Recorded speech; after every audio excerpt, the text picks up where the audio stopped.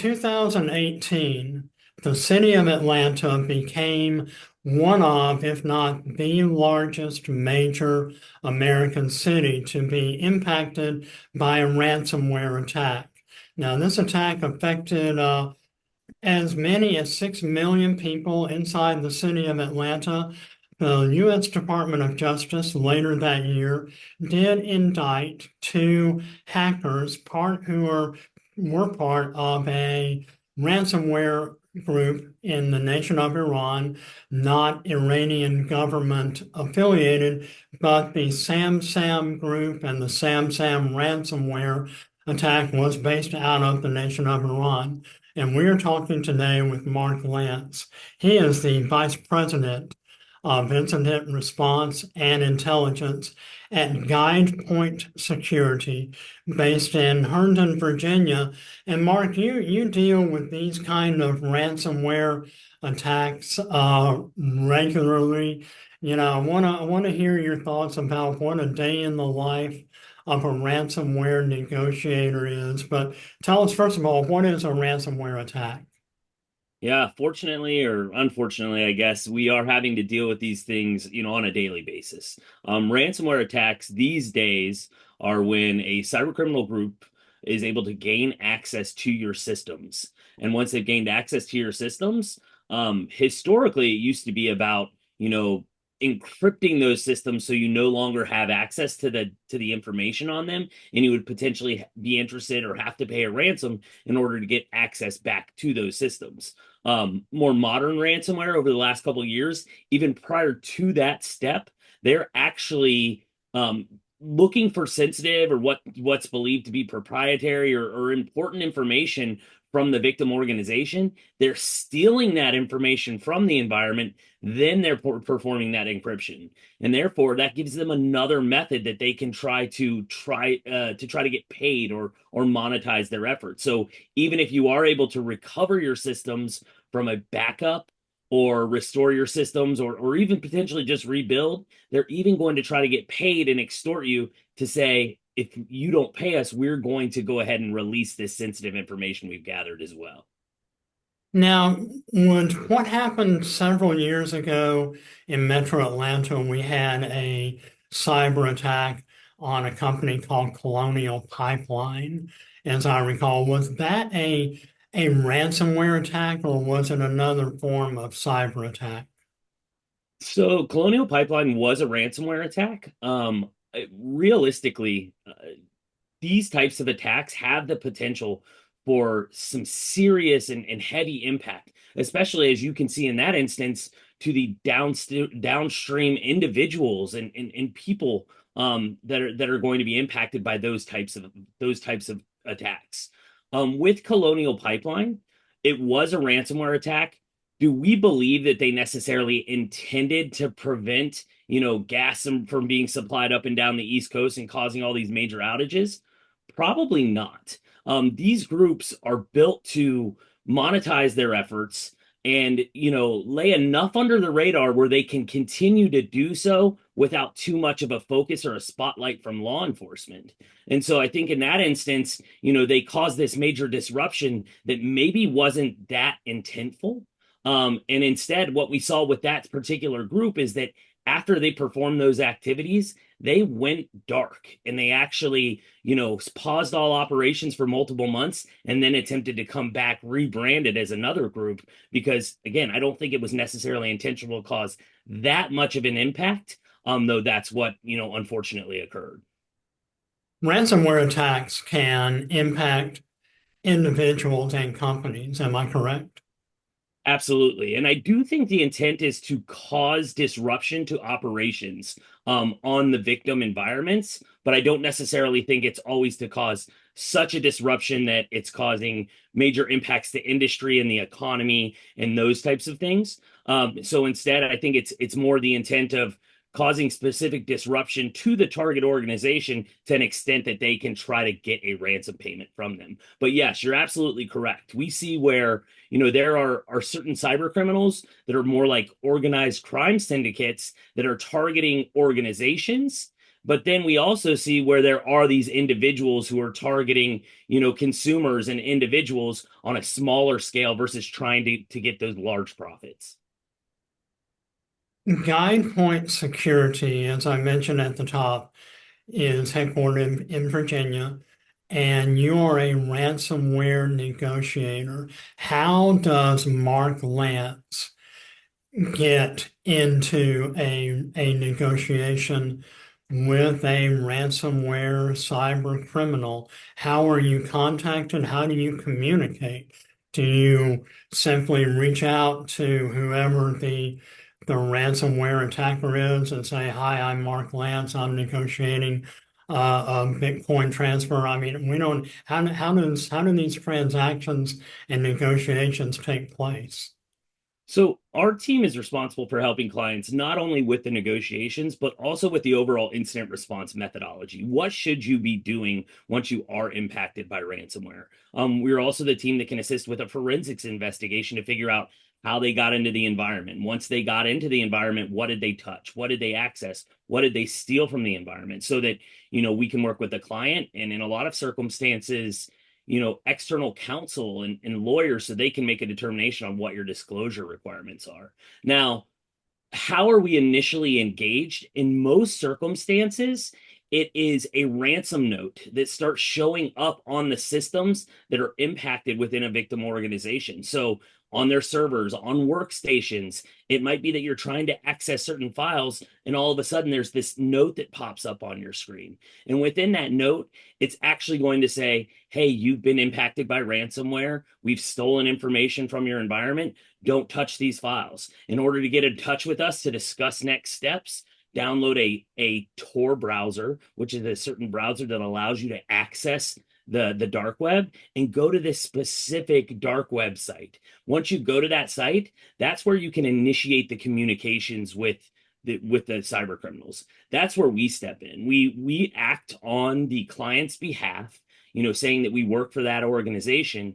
And the first thing that we're doing with clients is we're trying to understand what their strategy is. What are they trying to get out of these communications and these negotiations? Is it strictly to delay? Do they want to try to gain as much information as possible?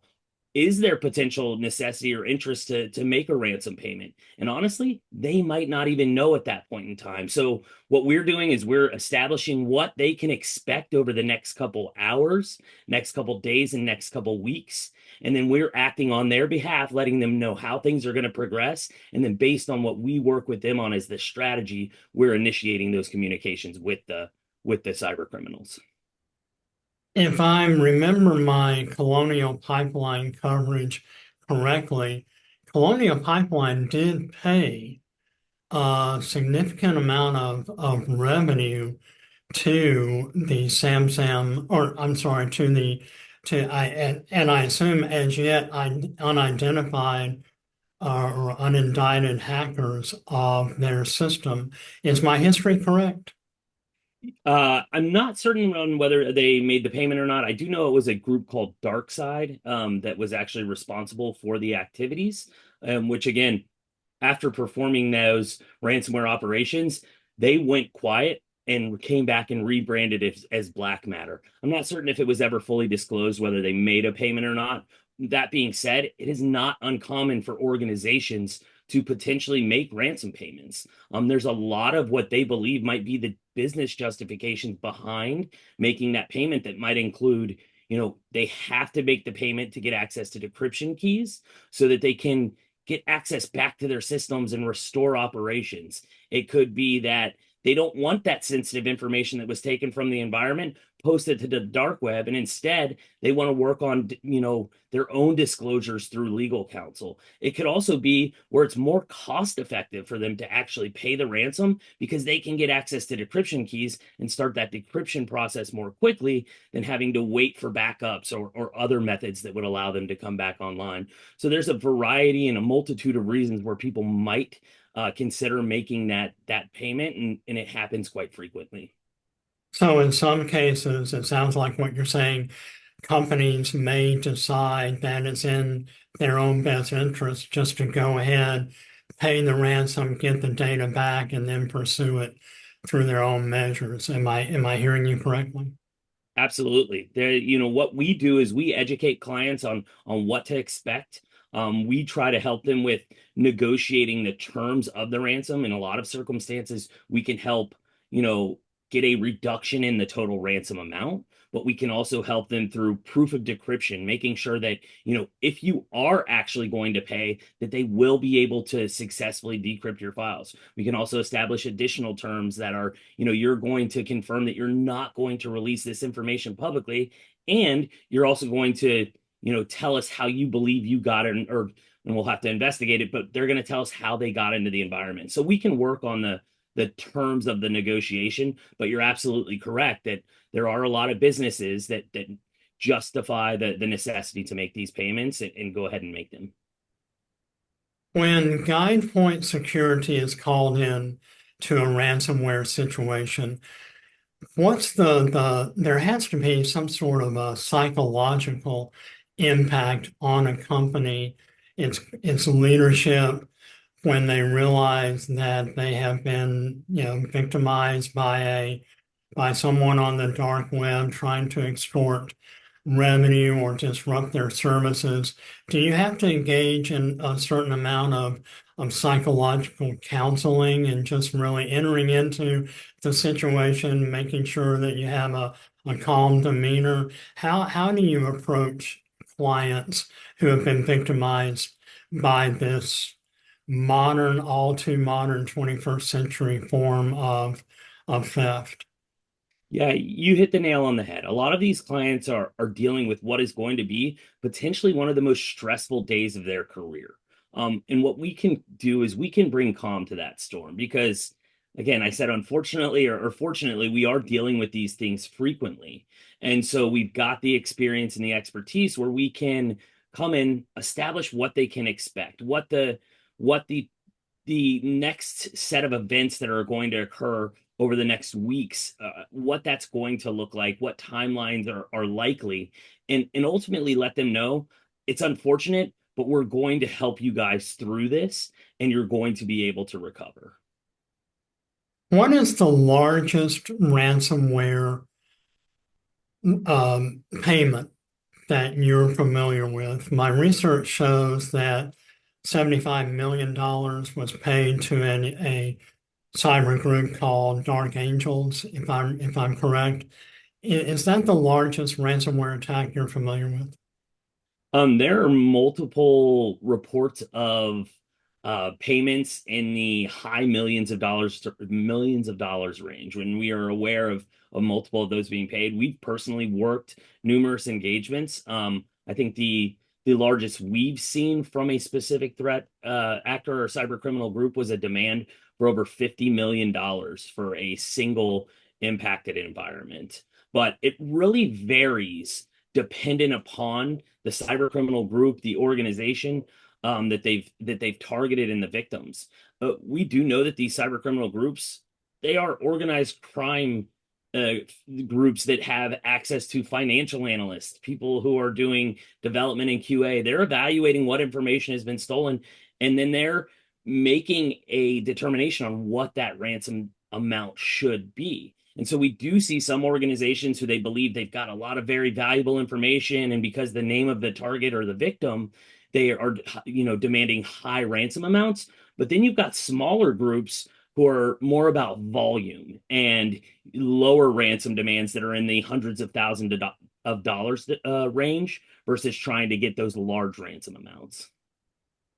We are wrapping up our conversation with Mark Lance. He is with Guide Point Security in Herndon, Virginia. We're talking ransomware, 21st century cyber crimes. What are some things that individuals and companies can do to protect themselves against ransomware attacks? We're all familiar with Norton antivirus programs. Companies like Atlanta News First and major media organizations, healthcare, government agencies all have malware protection programs on their computers. Are cyber criminals evolving in their sophistication in terms of their attacks? Are we as consumers and corporate citizens in the United States, are we properly protecting ourselves against theft and extortion from the dark web? What are things that we can do? Yeah, so I mean, we continue to see these threat actors evolve, and you use different methods to make sure that they're going to monetize their efforts. The initially where it was about operational impacts and customers got smart and started taking backups and ensuring they could recover systems quickly, that's when they started performing the theft of data and the sensitive information to use as another lever that they can pull to try to get paid. We've even seen where some have a third method where if neither of those work, they claim that they're going to perform a denial of service against the target or the victim organization to so that they can't operate their business. So we see where they continue to evolve. And I think what's really important, even as individuals and consumers, is just awareness, making sure that we are aware to these types of threats and that we're sharing information about them, whether that's at the organization level or at the individual level, so that we can learn from each other in our past experiences. Because we commonly see where it's, things like not patching systems or it's successful phishing attempts where somebody gets you to click on a link in an email or open an attachment. And so I think not just knowing how to identify those things, but the true impact if you actually were to perform one of those, that they can result in these extremely large and high severity incidents. And so I really do think that, not only educating ourselves, but if we have been victimized or those types of things have occurred with us, share that information so others can learn from it and try to help them from being victims as well. And I imagine it goes without saying, don't ever open an email from a source that you're unfamiliar with where it came from. Absolutely. Be cognizant of where things are originating. Be cognizant of even who's calling you. We see sophistication of some of these threat actors where they're even, acting or spoofing their source to look like people you know. But always be cautious and do the extra checks and validation, especially when it comes to clicking on links, opening emails, or requests from individuals. Well, cybercrime and cyber warfare is where the 21st century battles are being fought, not only national security, international domains, but also domestic security and theft and extortion. Thanks to Mark Lantz, who is a vice president at GuidePoint Security in Herndon, Virginia.